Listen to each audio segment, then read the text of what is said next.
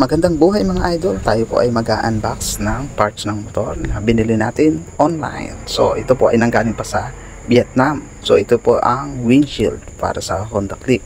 So ayun po, makita natin yung material niya ay matibay po yan. Yan, makapal po. So ngayon nga po ikakabit na agad na po natin to.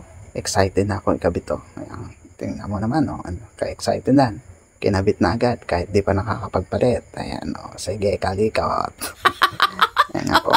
Dito sa part na to, mahirap to baklasin kasi kailangan mo maiksi na screwdriver. So ayan nga po, bumili pa tayo ng maliit na screwdriver. So ayan, medyo mahirap siyang tanggalin kasi nga limited lang yung space.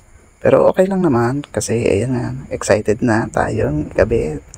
Ayan, natanggal din natin sa wakas. So ito naman ang babaklasin natin. Yan. So ayun, sa wakas natanggal na natin. So medyo nahirapan tayo sa pagtanggal.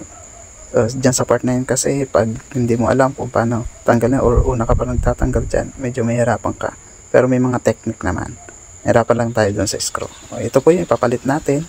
Ito yung bracket para dun sa windshield. O ayan na siya. O, ang ganda, diba?